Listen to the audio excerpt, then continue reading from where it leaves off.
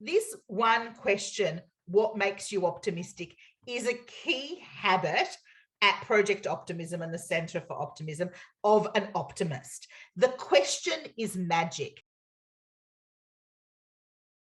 My animals are my source of optimism. For me, gratitude is a big one, right? The idea of being grateful and practicing that gratitude each day.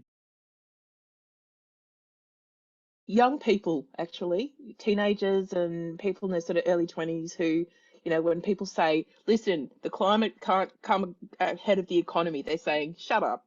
And they're just doing their thing, and they are choosing to live their life in a different way. They're choosing to, they're saying, well, if you're going to make the housing market impossible to get into, then we're going to find other ways to live.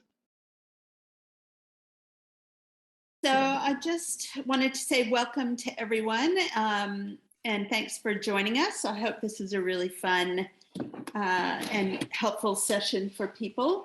I met Noirin, Jenny, and Victor at a conference that we were both exhibitors at a month or so ago, 2 months ago. Mm-hmm. And Noirin, Victor, and Jenny are from Project Optimism and the Center for Optimism, and they'll introduce themselves a bit more. So take it away, guys. Hey, Kathy, thank you so much. It's so great to be here today. Myself, Jenny, and Victor have been looking forward to this for a number of reasons. One is that we love to do optimism sessions with great groups like you, but also we were very conscious of the fact that your group is playing an enormous role at this time. And we're all very grateful for that. And it's important that you fill up your own cup and mind yourselves. So that's why we're here today, to make sure that you do, and that you're minded as well. So thank you for having us. I'm going to throw to Victor now, who's going to frame the session for us. But it will involve some breakout sessions, a little bit of interaction. So I hope everyone will enjoy it. Thanks, Victor, over to you. Thanks, Noirin, and it's a delight to be with you. What we propose to do is I'll give a short introduction and a little bit of interactivity to get started, to get your blood flowing. Then I will throw to Noirin to define what we mean by optimism. And then we're going to talk about the science and the romance of optimism. The evidence shows that if you actually understand the science of optimism, you become a much more infectious optimistic leader than you would be otherwise. Then there'll be some interactivity led by Jenny, and then we want to send you away with a few habits that are easy to adopt. Dare I say, we've tried them in prison and we've tried them in all sorts of controlled environments. So the habits we're going to recommend to you have been tried and tested in the most difficult of environments. So firstly, just to get the blood flowing, I'd love you to start, perhaps unmute, if everyone can unmute. And what I'm going to ask you to do is to stamp your feet and to shout out, "My optimism wears heavy boots and you can hear it coming." Ready, everyone? 1, 2, 3. My optimism wears heavy boots and you can hear it coming. Whenever you're feeling a little bit down, stamp your feet and say, "My optimism wears heavy boots and you can hear it coming." The second thing I'd like to share is I want to give you a graffiti task. What we do in the Centre for Optimism is helping restore people's confidence in their own leadership. And so if you use red lipstick, this is an ideal piece of graffiti. If you don't use red lipstick, you can borrow it from someone else, or you can use an erasable pen. And what I'd love you to put on your mirror, and if you're at the mirror at work or somewhere else, to write down, "The leader looks like the person in my mirror." The leader looks like the person in my mirror. And it's about taking control again, because one of the important things in optimism is understanding there's stuff we can't control. Although I was using the line that said, I can't do anything about peace in Tigray, and one of our members wrote to me yesterday and said, I'm on the UN mission in Tigray, so we can actually do something in Tigray. But generally we say, look, what you can't control, you shouldn't worry about so much, but worry about what you can control. Now, who here has been to India? Who understands a bit of Hinduism and the like? So, you know the concept of drushti? You know, where you look into someone's eyes and you look through to the soul. So what I'd love you to do now is to pick out someone handsome, you know, with a deep black beard, or beautiful, or whatever you'd like to do. And I'd like you to look into that person's eyes, and I want you to say, the leader looks like the person in your mirror. Are we ready to go? And you can unmute again for this one. Ready? 1, 2, 3. The leader looks like the person in your mirror. Now, we can do this again in real life, because when I've done this in real life, it's created romances and even a couple of marriages. So if you ever want to use that trick in a workplace and get people to look into each other's eyes and say something, it's a very good conference trick if you're the speaker in real life. Now, I'd like to hand to Noirin to talk about what we mean by optimism, because oftentimes you read the newspaper, the word optimism is misused as overconfident or unrealistic. So Noirin, may I throw to you for those wonderful definitions of optimism rooted right back in the Black Plague. Thanks, Victor. I guess, you know, we talk about the definition because we want everyone to sort of feel that, you know, their own definition is the one that's right for them too, especially around optimism, because it can mean so many different things for different people. There's all kinds of optimists out there.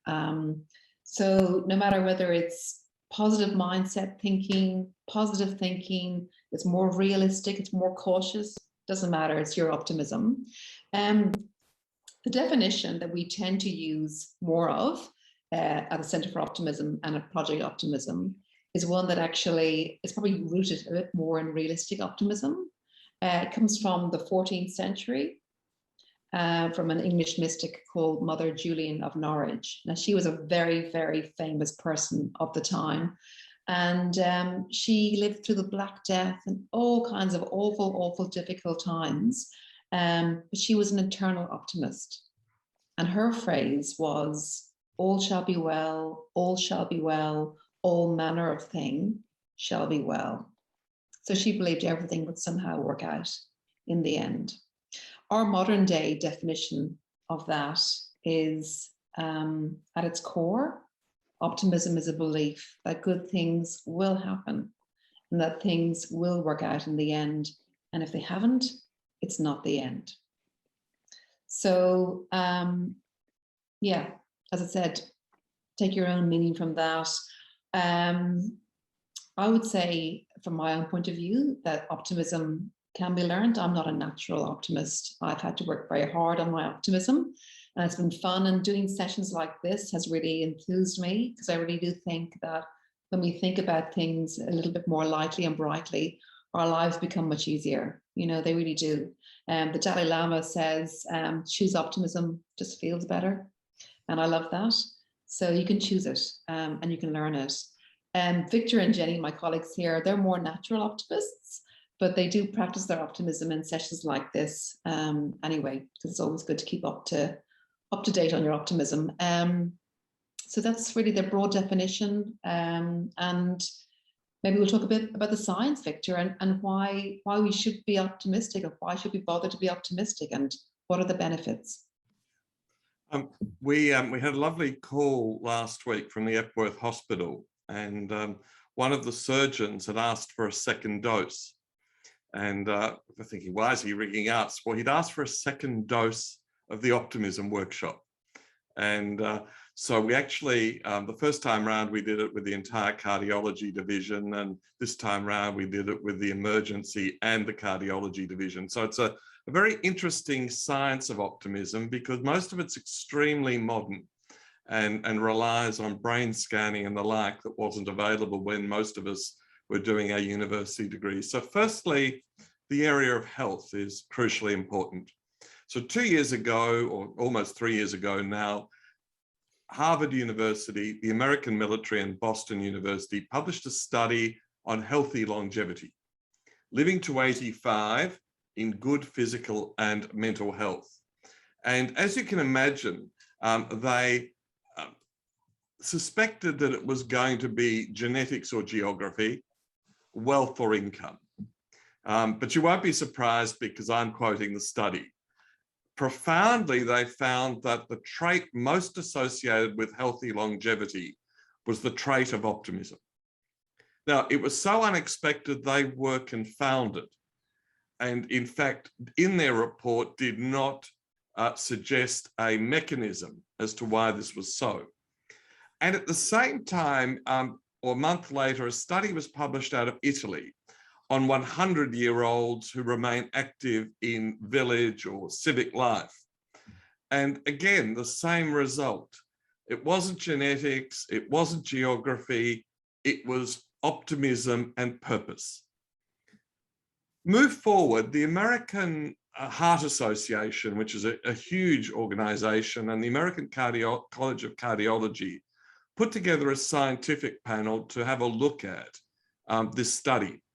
And we actually had the lead scientist on our video broadcast back in April. And they not only replicated the results of the Harvard US military study, but they went further. They said that optimism is protective in almost every mortality, in heart disease, in cancer, in dementia, in Alzheimer's, and it is the greatest predictor of recovery, heart attack, angina, cancer. And they suggested that the mechanism is the reverse of optimism, that is those who have excessive anxiety, depression, pessimism. It impacts in higher blood pressure at night, it impacts on poor sleep, and impacts on obviously the vital organs like the liver, the kidneys, the heart, and the like. There's a lot of material on our website, and those of you who want more scientific material, you're welcome to either contact me directly or join the Centre for Optimism for free and have access to that material. Monash University has also just published a study that replicates the American Heart Association results, but interestingly enough says that unrealistic optimism can also be damaging. So if you set yourself up for disappointment by not being realistic in your visioning and your optimism, you can in fact have some of those negative impacts as well. A fourth study that I'd like to share with you is one from the Vienna Medical School, which was reported last October, a large study of Austrians and their sleep habits. And it won't surprise you that optimists sleep better. And the mechanism there is that the optimist puts the normal anxieties of life, of romance, of job and the like, into context and falls asleep. And those of you who are married ladies may think all of your husbands are optimists because the moment they hit the pillow and you want to have a conversation with them, they fall asleep. Not necessarily so, but it's one of the more humorous elements of that study. The second thing the Viennese study showed was that more sleep helps make you more optimistic. And again, I think that's more about better health and the like. And the third thing they urged was a practice called My Best Self. And when we come back to the habits, Jenny is going to touch upon this, but this is a visioning exercise where you imagine yourself 5 years or 10 years hence and you write about it. And Jenny will give you more detail about that, but that's one of the bits of homework we'd love you to take away. Now, look, I can go on and on, as you can imagine, if I'm talking to Epworth and medical conferences, I go on and on and on and on about the scientific elements. But the other favorite scientific study I like is the one from Michigan University on having an optimistic spouse or partner. So if you're married to an optimist, Mazel tov, you've hit the jackpot. You are going to be as healthy as an optimist. If, on the other hand, you are married to a pessimist, you may in fact have two conclusions at the end of this meeting we're having together, and we hope it's the one where you can provoke them to be a bit more optimistic. And then the last one, for those of you who are single, we have a little bit of dating advice. On that first date, we urge you to ask this question: what makes you optimistic? Because if you're looking for an optimistic partner and that person you're dating can't express their optimism, we say that the first date should be the last date, and go and find yourself an optimist to surround yourself with love and passion and adoration. Look, just briefly, I don't want to go through at length. In the world of work, the 2020s are going to be a boom time, but it requires infectiously optimistic leaders. And I'll give you one quote. Dominic Barton, who was the head of McKinsey Worldwide, who is now the Canadian ambassador to China, and that's a tough job with all those Canadians now in jail. But he said to me, when I asked him about leadership, he said every great leader he had ever met was infectiously optimistic. But it's not the big man or woman speaking from the podium, it's the leader who can unlock it in the team. As we're doing today, asking you to think about what makes you optimistic. You going and asking your team members what makes them optimistic. And you will find that most of them are not made optimistic by work. You will find they find optimism in love, in spirituality, in family, in children, in grandchildren, in a love of humanity, in a love of science. The second area of work is strategy. You know, often we are called upon to be part of strategy, and particularly in an organisation like Mental Health First Aid, which is relatively new and strategy is evolving. Many of you are called to take part. Optimism is at the heart of good strategy. In fact, our chairman, Rob Masters, often says it doesn't matter what strategy you adopt, as long as it has optimism at the core, because you want the organisation to be better off at the end of the strategic period than at the beginning. But the trick is not to have scenario planners who drown you with negativity. You know, I was recently in a board meeting and one of the big four gave us some projections and said, young people are now very selfish. Well, I think there was a speech in the Roman Senate 2,100 years ago that said Rome was about to go under because of the selfishness of their young people. It's not true, you know that. You know, we have confidence in our young. The third element is innovation. And again, you know, where you are at Mental Health First Aid, you are at the cutting edge. And innovation is very much a part of what you do. The core of innovation is optimism. The pessimist can't innovate because they are ground down by what went wrong, whose fault it was, and almost inevitably, it's my fault. And the best example of the optimistic innovator is Dyson. Who's got a Dyson vacuum cleaner? Dyson had 5,000 models of the bagless vacuum cleaner until one of them achieved commercial success. 15 years of trial and error before he made any money at all. And if you have a look at his practices now, it is all about trial and error and experimentation. So, you know, for you guys working at the cutting edge of supporting people's mental health, there are going to be times when you get it wrong. You know, there are going to be times when you try something new and get it wrong. And what you've got to do is be robust and say, may I use a swear word? Shit happens, right? I'm doing my best. I'm trying something new. That one didn't work. Let me move on to the next one. So again, optimism is at the core of innovation, but it requires support from the team. You know, I'm on a board where we bet $1.5 million on a new device. At the moment, it's still grinding through, right? But we're still supporting the team that put the proposal up to us because we had to be part of that innovative process. As I said, a man's got to know when to stop. I think that was, again, a Dirty Harry quote. So I'm going to stop and I'm going to throw to Jenny. Thanks, Victor. The science is really important when we're talking optimism, because otherwise it's a great word. But I think it's actually quite amazing and exciting to know that there are health and work and life benefits to optimism. What we're going to do now is get you engaged and get you talking, because that's the fun part. And we're going to ask you the question, this big question that we ask all the time, which is, what makes you optimistic? Now, please understand there is no right and there is no wrong answer.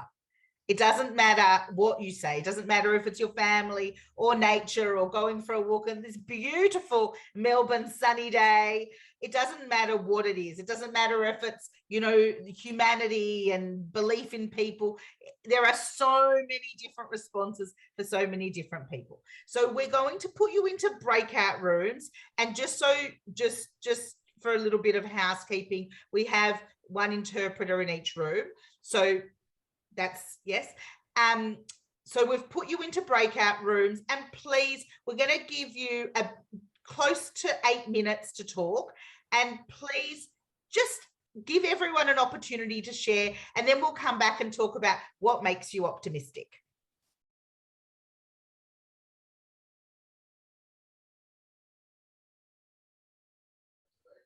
We'd love to hear what makes you optimistic.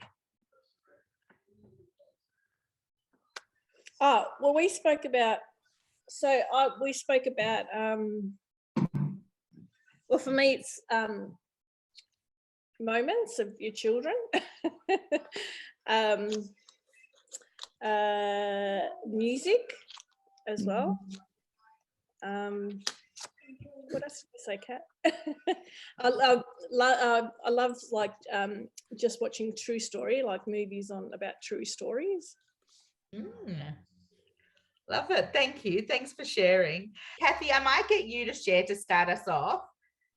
What makes you optimistic? Yeah, well, we talked about a few things and I agreed with what everybody said, but my response was, of course, very predictable for me, for anybody who knows me, but my animals are my source of optimism, you know, and I have a couple of little pigeons that come visit me every day, and they're there regardless every day. I went to the toilet one morning with the door open, and I looked up, and one of the pigeons was sitting on the table looking inside, watching me, and you know, feed me. And so they're always optimistic that I'm going to come out with a scoop of food. So I just love seeing them. They make me happy. How beautiful. Is there anyone else who wants to share with us? I don't know who's going now. Yeah, Toby, you go. Okay. Sorry, yeah. Our group came up with some great things. I was saying that for me, gratitude is a big one, right? The idea of being grateful and practicing that gratitude each day, thinking what I've got, I'm grateful for, and that can have a massive difference just on generally how your brain's working in the day. So for me, we're all stuck in our own heads, and that's the problem. So you can either be in a dark place or a light place, and everyone's going through different stuff through life, but there are many things we can do to try and change that. I know from me personally, I've over the last sort of 10 years discovered various things that I can either watch on a saved list in YouTube or read, and I can get myself out of a hole that I've climbed into or that life has put me in.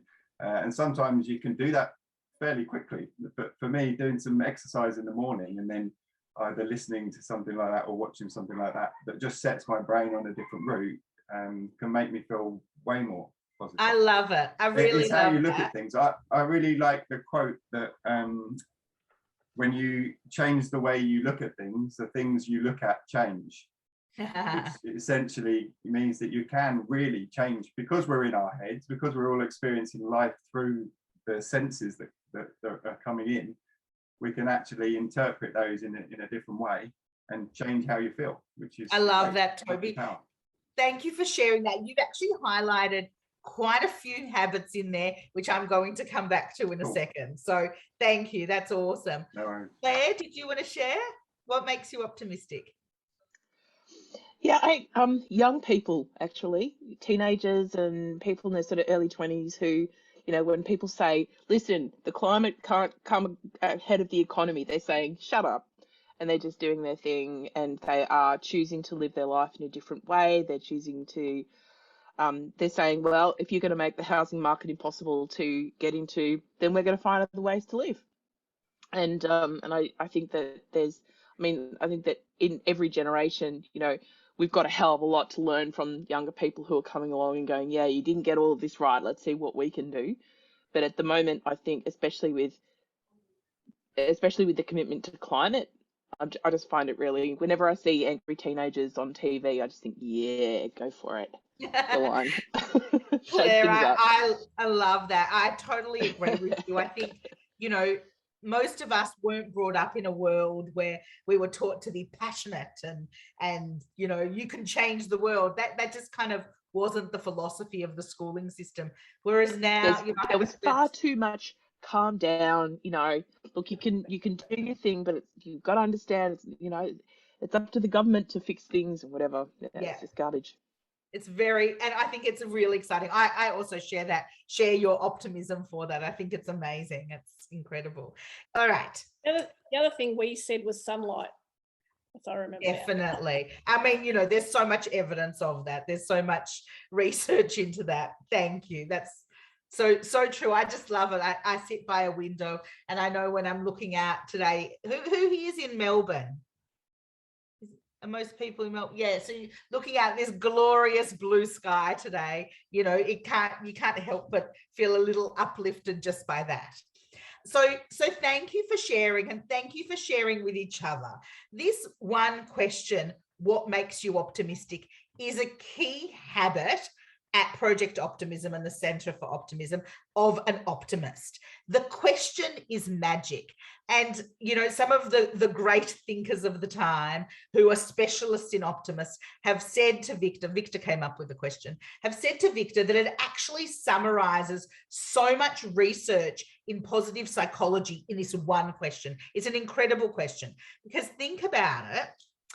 I'm just watching you all think. So please do. But think about it. When someone says to you, what makes you optimistic? The only place you can go to is a positive place. You can't say, well, everything's bad and my child didn't clean up their room. And you can't, that doesn't answer that question. What makes you optimistic forces you to go somewhere, to think somewhere. And it might be, for some people, it might be something that's happening in 5 minutes. And for some people, it might be something that's happening in 10 years. So the time frame doesn't matter, but it gives people that opportunity to think. So we encourage you all. So if you've got a notepad next to you, we encourage you all to try that question on others. Ask them, what makes you optimistic? And I think it's something that, we haven't asked our families. So take the opportunity and ask the people around you, what makes you optimistic? It will do for a really interesting conversation. It's uplifting for you and uplifting for them. And that takes me to a very relatable one, which is using the language of an optimist. Now, who's ready to do a little role play with me? Toby, I think you're ready. You look like you're ready with all those wonderful things you had to say before. I've never felt readier. Okay, excellent. Great. So I walk into a supermarket, I'll get all my groceries together. Along the way, I smile at everyone, which is one of our amazing habits. So I'm smiling, they're smiling back, everyone's smiling. I get to the checkout and Toby's the checkout man serving me, and he says to me, have you got your points card? And then he says, you look happy. What's happened to you today? If only everyone at the checkout was just like Toby, we'd be great. So Toby actually says to me, hi. And then what does he say, Toby? How are you? Oh, okay. Yeah, I can see what you've done there. You picked the wrong person for this exercise, haven't you? I have, but you've played along very well. And you picked an overthinker. So thank you. So Toby says, hi, how are you? And I answer back and I say, not bad. And it's just this really empty conversation, which everybody is having all the time. Everyone's having these conversations all the time, which are just empty. we like to see ourselves as optimists and using these habits of an optimist as an opportunity to actually make a difference, not just to yourself, but actually be the ripple. Be that ripple of making a positive impact for other people as well. So you can't control if someone says to you, "Hi, how was your day?" in a really miserable tone, but you can certainly change the way you respond. "Oh, actually, it was really interesting. I went to this wonderful optimism session and it really made me think in a different way." Could be a response. Can you tell me, what was the highlight in your day?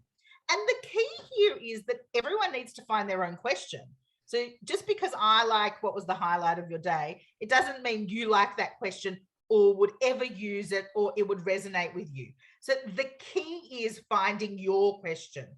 So I'd love you to share some questions that you ask to get that positive response. So how was your day? So some people simply use an intonation that goes up that actually gets that same response. For some people, it's like, what's the best thing that's happened today? Does anyone here have a question that they like to ask which gets that positive response? My role play friend wants to, I can tell. My wife Sally, when the boys were in school, always used to ask them the same questions in the car on the way home. And that was something along the lines of, what was 2 things that made you smile today and 1 thing that you did to make someone else smile? I love that. I love that. And that's the thing, that's what I'm saying. The key is finding questions that resonate with you. So we'd love to put that challenge out to you, wherever wild places we can go right now, whether it's the supermarket or the park or wherever you may be going. Ask someone, change the "hi, how are you" conversation into, what's the best thing that's happened today? Or what's been the highlight of your day? Or what's something that's made you smile today? And see the reaction of that person and then the ripple it has for the people around them. So that's 2 habits. One is ask what makes you optimistic. The other one is use the language of an optimist. The third that we touched on there was smile. Smiling is so infectious. We know that. We know that if we smile, it makes other people smile as well. It's so easy. Even with a mask on, you can see in someone's eyes that they're smiling. And of course, laughter, which we'll finish this session with a bit of laughter. So we'll finish there. But let's talk about some of the more interesting habits. And some people touched on these. One is surrounding yourself with optimists. We can choose who we surround ourselves with. And surrounding yourself with optimists makes a massive difference. Now, we're not all married, partnered, or so living with people who are necessarily optimists. There are people around you who like to pull you down for whatever reason of their own doing. So it's really, really important. For some people, this is more important than for others, is actually finding people and being quite clear about it with yourself as to who are the people in your life who are the optimists, who just make you feel great. Let's talk about some interesting ones. One of the interesting ones, I think very relevant at the moment, is in regards to regulating news intake. So who here is finding this overwhelming amount of negative news coming into the world at the moment? Yes, yes. Does anyone have any strategies that they're using to deal with that? I definitely do. I don't watch it. I'm with you. Marie, did you have one? Maren, did you have one? Yeah, I said I'd turn it off. Yeah, so I do that. So Noirin and I were actually discussing this just before we were here. She was saying, so how do you get your news intake? Because I kind of think, if I need to know about it, either someone will tell me, Noirin specifically, someone will tell me, or I'll see it somewhere somehow because it's so important that I will see it, yeah, without watching the news. So, and I just kind of think it doesn't make such a significant impact in my life. I'm fine without it. That's just my personal view. But everyone's obviously got different levels of watching news at the moment. I mean, I know that many years ago, we always used to wake up to an alarm with the news playing, and straight away you'd wake up and you'd be bombarded with, today there was a train accident, like it was just like ridiculous. So one of the key things is actually being quite conscious about how you take in news. So making choices for yourself about limiting that news exposure. And the one which is my favorite, and I'd love to know if anyone here is doing this, is actually being the change you want to see and creating positive news. So how do you do that? Well, there's lots of ways of doing it. So one way would be writing positive articles and submitting them to the media. But one really simple way is sharing positive, good news stories of hope and optimism, of positivity on social media. Does anyone here do anything like that? I feel like I need to give a big shout out to Brendan, because he often posts really good news in our Slack channels. I love it. Usually about the organisation or mental health more broadly, but generally just stuff that is way nicer than how many numbers did we get today. Thanks, Brendan. Thank you. Yay. Love it. Love it. Brendan, do you want to share? I'm not sure if Brendan's there. So Claire, you'll have to tell him that you did that shout out to him. So somebody stick it in a news channel. Yes, I love it. I love it. Right back at you. I'm here. Oh, you're there. Do you want to share with us a little bit about that? Well, it's actually part of my job, but I enjoy it immensely because I get a world view of what's going on with mental health first aid, and the majority of what I share is local examples of things happening in the community, funding, good news stories around organizations that have become mentally healthy organizations with the help of rolling out our training to a large cohort in their organization. And then occasionally some news from overseas that might impact us, or research that's come out, that sort of thing. But yeah, it is something that is part of my role in disseminating what it is that mental health first aid is doing in the news, in the media.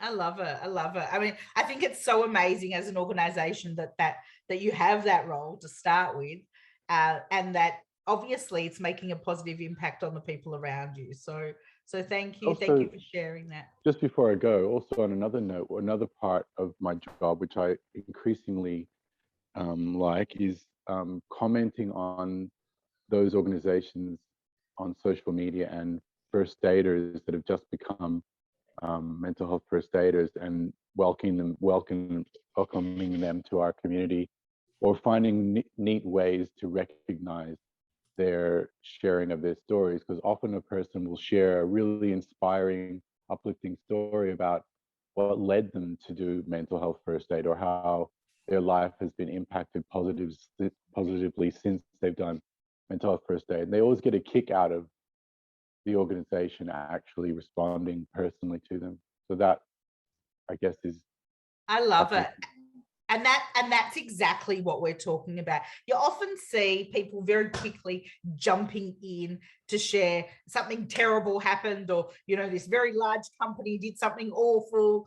But really, if we can flood social media with good news stories of organizations that are really taking mental health very seriously, that are implementing really positive and innovative programs, organizations that are really leading the way and showing an example of how it can be done, and how we'd love all organizations to do this, it's a wonderful, wonderful thing. So all of you jumping on and sharing those stories. And as Brendan said, it's just as powerful to also comment on those stories, because that then gets that out.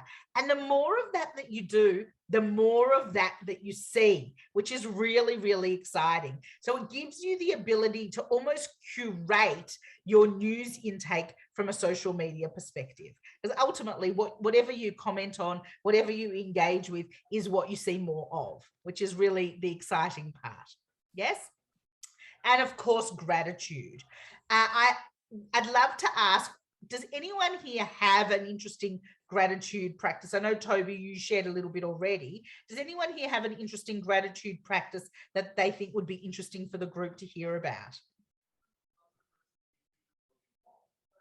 Victor, I'm going to ask you, of course your hand's up. I'm going to ask you to share yours, because I think the way you implement it is really interesting. Yes, so it's called a gratitude journal. And the trick is, at the end of the day, by the side of your bed, to have something as simple as just this little Otto notebook. And as you're going to bed, to take a pen and just to write 3 things in the day that you would say were the best things. And it doesn't need to be solving world peace. It's just, I had a beautiful lunch today with my children, or my, daughter gave me some flowers, or I went for a walk, in the sunrise this morning. And to write that at the end of the day, and remember I talked about if you've got a pessimistic spouse, one of the tricks you can use with them is you can say, honey, I'm just writing in my gratitude journal my 3 best things. What was your best thing today, darling? And they might get a bit suspicious after you've done it 10 times or so, but you'll get them into a habit. And the trick, and thank you for asking this, Jenny, is the science says read it again first thing in the morning. So don't listen to the morning news, whether you're sitting on the toilet or you're having a cup of tea or coffee to start the day. You open up your gratitude journal and you look at the things that made you grateful yesterday. And oftentimes you'll flick back and look back at a few other days. And it is said to be, for most people, much more powerful than antidepressants and anti-anxiety drugs. So give it a go, try it for maybe a week or 2, see how it goes. Don't belt yourself around if you don't do it every day. And then some people, particularly if you've got teenagers, I've got teenage children, we actually do it at the end of dinner. What are the 3 best things in your day? And, sometimes my daughter will have 10 things. Other times it's a bit hard to extract it out of them, but generally they know they can't leave the table until they've shared those 3 good things. So it's a lovely thing to do. One of my friends so enjoyed it, she actually published a book called My 150 Days of Gratitude. And her business had gone bad. She'd started a gratitude journal and she shared how it lifted her up. So give it a go. And I'll just give you one last example. I have done this program that we're doing today in prison. And the 3rd time I did it, this young man came and he was about 6'7" and towering over me. And he still looked a bit sour at the end of the session. And I said, well, why did you come? And he said, well, the prisoner in the cell next to me, he meditates once a day since he came to your session. He keeps a gratitude journal. And he told me if I came to your session, you'd give me a copy of your book. You can imagine I quickly gave him a signed copy of the book.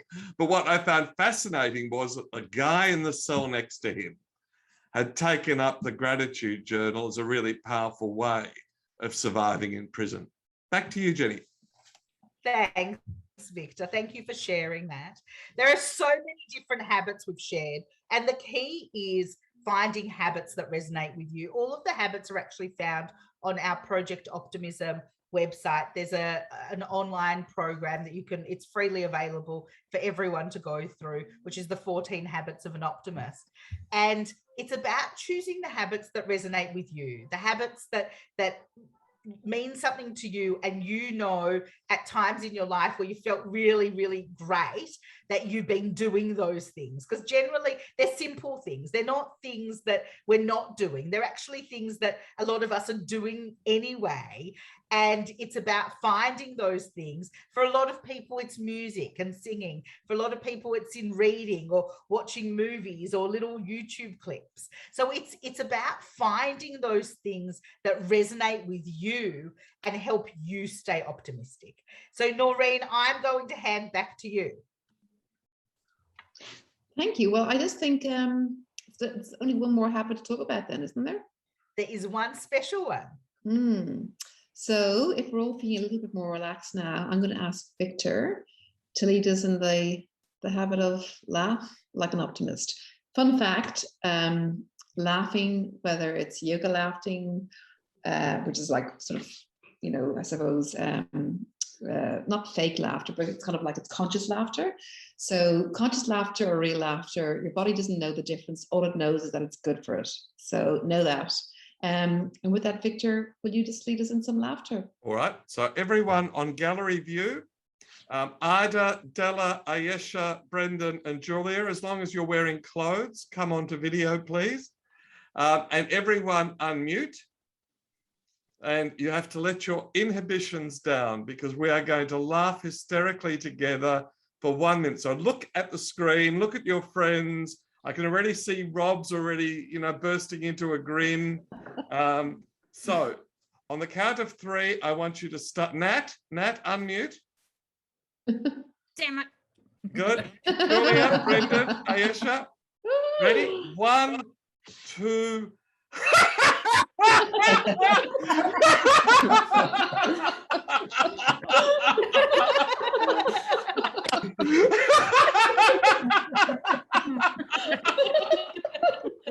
Oh gosh.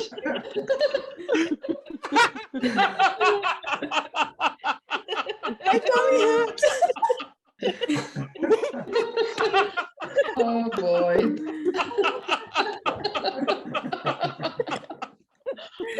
Oh God, I've run out of breath. I don't know about you guys. And I've turned bright red, and my ribs now, I can feel my ribs. So anyone else feel their ribs?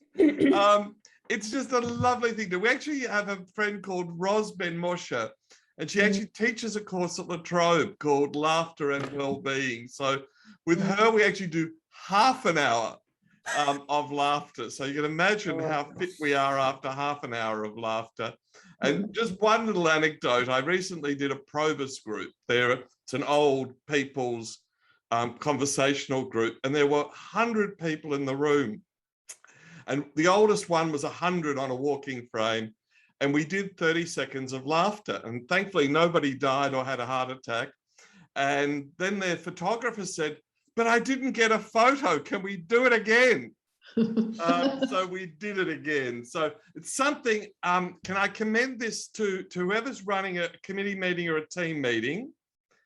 Not every meeting, but why don't you try it once a month? Finish your meeting with 1 minute of laughter. And that's enough from me. Back to...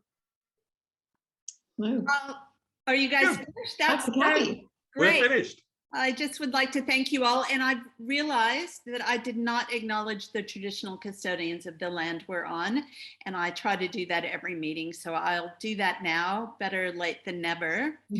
And one reflection I had was I wondered if in 800 times, someone will be saying, you know, Noirin, Jenny, and Victor, well, they were able to be incredible optimists during COVID-19.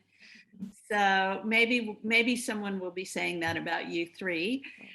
Thank you so much for coming and doing this session for us. It was really wonderful. And for everybody else, it's been really great. So thank you so much. Thank you. And thank you everyone for all your amazing work. Thank you so much. Thank you. Okay. See you guys. Bye. We hope you enjoyed that workshop. What makes you optimistic? The why and how of optimism. With Mental Health First Aid Australia, Project Optimism, and the Centre for Optimism. If you'd like more materials and learn more or get involved, please go to our website, centreforoptimism.com. Have a wonderful day.